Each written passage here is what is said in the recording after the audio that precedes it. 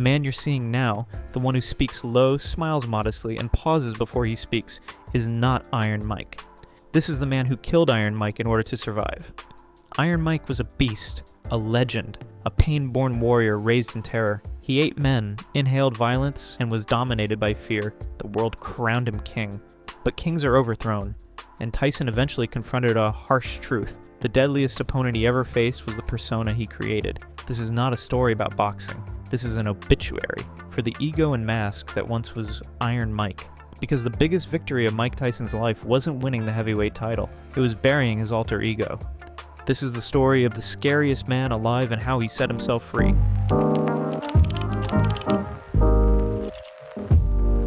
Before Mike Tyson ever threw a punch or walked out to a roaring crowd, there were tears. The man who terrified everyone around the globe, who could easily release a hurricane of fists and fury, publicly admitted to crying before fights. He once said, "I always cry before I fight."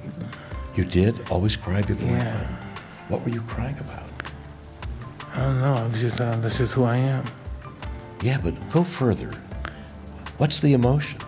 Are you? I'm getting ready to change into somebody I don't like. You're getting ready to change. You change into the fighter. Yeah. And you don't like that fighter. Not really. No, not really. Wow. Mike Tyson. That's illuminating. You are the greatest fighter that ever lived, and you didn't like that guy. No, because he came more with fighting. He what? He brought more than just fighting with him. What do you mean? He brought like jealousy, enviness, guilt. This humble confession changed many people's views on Tyson. He revealed the engine that won him many fights, but deep down it wasn't him. It was an alter ego. In the ring, people saw ferocity.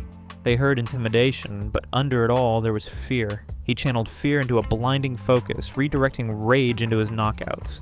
Something he learned from Cus D'Amato. Fear was either your strength or your ruin. Cus would say to him, "Fear's like fire. It burns you if you don't listen to it, but it can work for you if you learn to control it." With Cus, Tyson learned to control the fire lingering inside of him.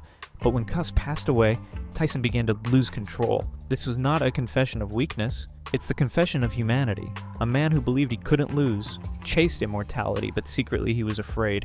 And that fear drove him harder, quicker, and sharper. In the short term, we witnessed championships, but we ignored the shaking limbs he stood on, understanding that fear distorts our perception of his greatness. It wasn't raw brutality, it was desperation. A man coming to the conclusion that maybe he could be knocked out but driven to prevail anyhow. Each fight was a battle not just with opponents, but with fear, insecurity, and a cold voice that he wasn't enough. He refused to hide that fear. He refused to fake invincibility. He wanted to speak the truth by showing real courage is acting in the face of fear. Tyson's modern-day voice dismantles the legend in stunning simplicity. I wasn't courageous because I wasn't afraid. I was courageous because I was afraid, and still went through adversity every single time. That human frailty reimagines the legend. Because if Iron Mike was unbeatable, then this man is ever more powerful. This chapter isn't about glorious knockouts or seconds leading up to them. It's about the scared boy trembling in the locker room, who had to change to win. Every win was fear defeated, and this is the revelation. The myth was built in the ring, but truth was shaped before, in silence, alone, and in tears of a man who had to face the beast he became. Because the first step to murdering Iron Mike, admitting one's fears isn't a weakness, it's strength.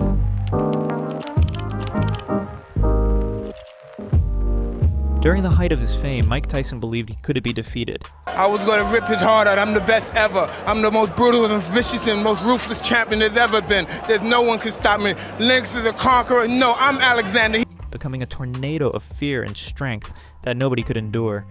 And that sensation was his biggest weakness. He wasn't just Iron Mike in the ring. He was Iron Mike everywhere. At the clubs, on the streets. In the mirror, he talked like a conqueror, moved like a myth, dominating everything in his path. But what the world once described as confidence, Tyson now calls ego. And that ego, it didn't just raise him to fame, it slowly killed him. He thought he couldn't be defeated. That's why Buster Douglas beat him. He thought his name protected him. That's why his world fell apart. The Iron Mike persona was loud-mouthed, bullying, and loved, but also brittle, always requiring constant feeding by adoration, by authority, by fear. And when it wasn't, he spiraled, trying to fill an endless void. Tyson himself has said, "My ego almost killed me." He sees it now that the real enemy wasn't any fighter. It was the insistent voice in his head, the voice that told him he was a god, that he deserved everything, that nothing could hurt him. That voice was Iron Mike, and Mike Tyson had to put him down. The first day that Tyson began dismantling his ego wasn't the day he got knocked out, not even the day he went to prison. It was the day he looked at himself in the mirror hard and hated what he saw, the anger, the emptiness, and the devastation that was left in his wake, the lives he controlled, the feelings he suppressed. That was not power, that was being a control addict. Now Tyson describes strength as the opposite of what he used to stand for. He talks of humility as an art form. He talks of being present as a discipline. He no longer worships Iron Mike, he mourns him. And that shift? That soft inward killing of his pride? That's his real championship belt. He speaks now of surrender, not in weakness, but in freedom. The man who once fought the world now admits sometimes you win by not swinging. Sometimes you win everything by letting go. He professes to like the Tyson of today better because he's no longer driven by adoration and he's not trying to prove himself. The need to dominate is gone. And in that space, peace, freedom, and self-awareness comes in. He doesn't often talk about books, but they're always working behind the scenes to define the man. Whether it's a stoic quote or a touch of philosophy, it's enough to remind him of his true self, not the myth of Iron Mike. He did not hang up on Iron Mike, he murdered him, so that someone wiser, smarter, and a whole lot more dangerous could now take his place.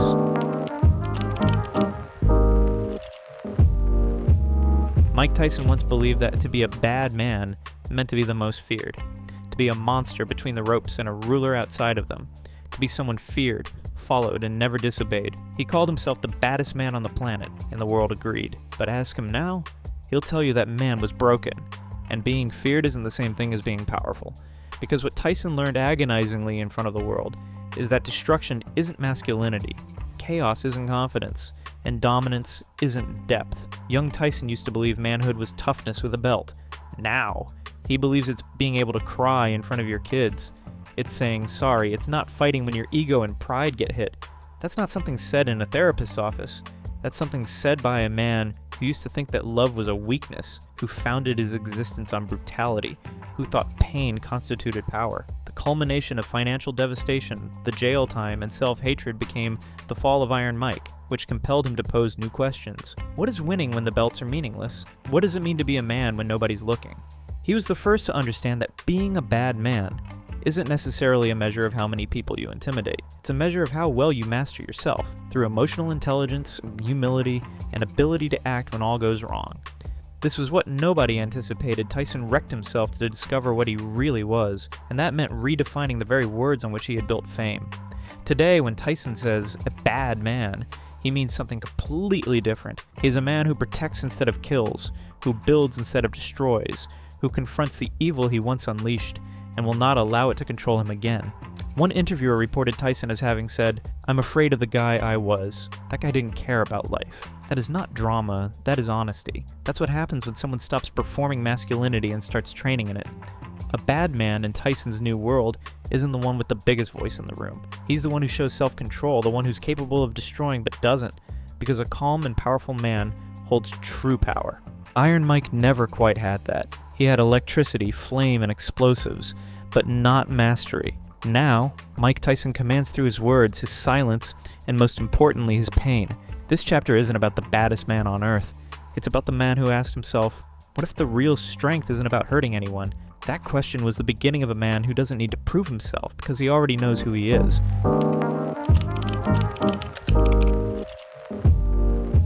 Mike Tyson's story wasn't about the knockouts, it wasn't about speed, rage, or belts. It's about life outside the ring. Because Tyson's biggest victory wasn't against Buster Douglas or Larry Holmes or Trevor Berbick, it was against Iron Mike, the image, the beast, the illusions of control, and the ego he used to nourish every day like a zoo animal on a chain. He had to unlearn all that he thought made him powerful. He had to let go of everything the world told him was power. And in doing so, he became someone darker, more lasting, and more real. He learned that peace isn't passive. It's a weapon slowly crafted, strategically used. He no longer strikes with fists, he strikes with clarity, truth, and silence.